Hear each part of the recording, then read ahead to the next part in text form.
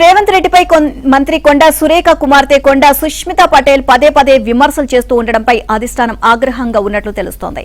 ప్రభుత్వంలో బాధ్యత గల మంత్రి అయ్యుండి తన కుమార్తె వివాదాస్పద వ్యాఖ్యలు చేయకుండా కొండా సురేఖ అదుపు చేయకపోవడంపై హైకమాండ్ తీవ్ర అసంతృప్తితో ఉన్నట్లు సమాచారం. స్వయంగా సురేఖ సైతం గతంలో సినీ నటులపై, సొంత పార్టీ నాయకులపై చేసిన వ్యాఖ్యలు ఇప్పుడు లెక్కల్లోకి వస్తున్నాయి అని అంటున్నారు. ఈ నేపథ్యంలో ఆమెను మంత్రివర్గం నుంచి తప్పించే ఆలోచనలో అధిష్టానం ఉంది అని, తద్వారా సీఎం రేవంత్ రెడ్డిపై, ప్రభుత్వంపై, కాంగ్రెస్ పార్టీపై ఇష్టం వచ్చినట్లు మాట్లాడే నాయకులకు గట్టి సంకేతం ఇవ్వాలి అనుకుంటోంది అని ఏఐసీసీ వర్గాలు అంటున్నాయి.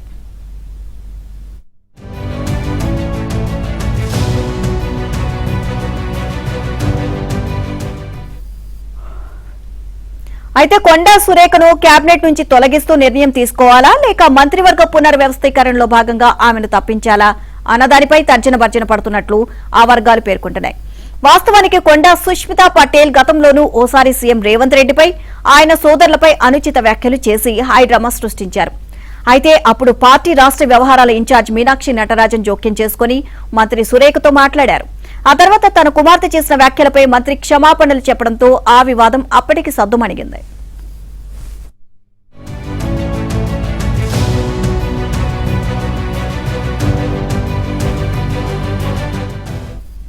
అయితే ఈ నెల 19న సీఎం రేవంత్ రెడ్డిపై, ఆయన సోదరులపై సుస్మిత మరోసారి అనుచిత వ్యాఖ్యలు చేశారు. దీంతో బాధ్యత గల మంత్రి కుమార్తె అయ్యుండి ముఖ్యమంత్రిపైనే పదే పదే విమర్శలు చేస్తూ ఉండడంపై నాయకత్వం సీరియస్ అయింది.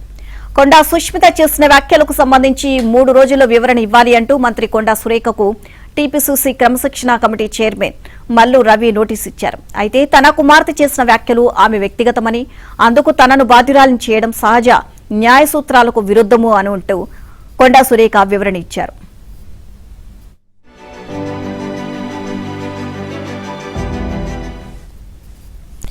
ఆ వివరణలో ఎక్కడా కొండా సుష్మిత వ్యాఖ్యలను ఆమె ఖండించలేదు. దీంతో ప్రభుత్వ విప్లు, పలువురు పార్టీ ఎమ్మెల్యేలు, ఎమ్మెల్సీలు శుక్రవారం సీఎల్పీ మీడియా హాల్లో విలేకరుల సమావేశం ఏర్పాటు చేసి కొండా సురేఖ వ్యవహారాన్ని తీవ్రంగా తప్పుపట్టారు. సుష్మిత మాటలను బాధ్యత గల మంత్రిగా ఎందుకు ఖండించలేదని ప్రశ్నించారు. మంత్రి సురేఖ, ఆమె కూతురు వాడుతున్న భాషకు పార్టీ, ప్రభుత్వం, సీఎం రేవంత్ రెడ్డి మూల్యం చెల్లించుకోవాల్సి వస్తుంది అన్నారు. కొండా సురేఖ నుంచి మునుగోడు ఎమ్మెల్యే రాజగోపాల్ రెడ్డి వరకు ఎంతటి వారైనా పార్టీ క్రమశిక్షణ తప్పితే కఠిన చర్యలు తీసుకోవాలని అధిష్టానాన్ని కోరారు.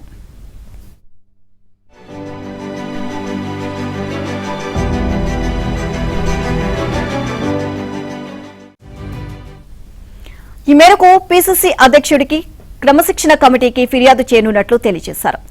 సీఎం రేవంత్ రెడ్డిని బలహీనపరిచేందుకు కొండా సురేఖ కుట్ర చేస్తున్నారు అని, స్వపక్షంలో ఉండి ప్రతిపక్షానికి ఆయుధంగా మారారని ఆరోపించారు.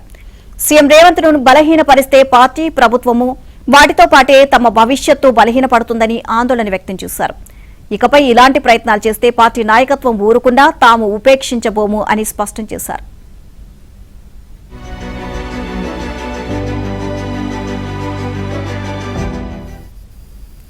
మంత్రివర్గం నుంచి కొండా సురేఖను తప్పించడం పునర్వ్యవస్థీకరణలో భాగంగా జరుగుతోందా, లేక ఈ ఒక్క కేసునే పరిగణలోకి తీసుకుంటారా అనే దానిపై స్పష్టత లేదు. సమస్యను సాఫీగా ముగించాలి అని అధిష్టానం భావిస్తే మాత్రం పునర్వ్యవస్థీకరణలో భాగంగానే నిర్ణయం తీసుకుంటారని చెబుతున్నారు. అయితే శుక్రవారం తనను కలిసిన మీడియా ప్రతినిధులతో మంత్రి సురేఖ మాట్లాడుతూ ఈ వివాదంపై సీఎం రేవంత్ వచ్చాకనే తాను మాట్లాడతానని చెప్పారు.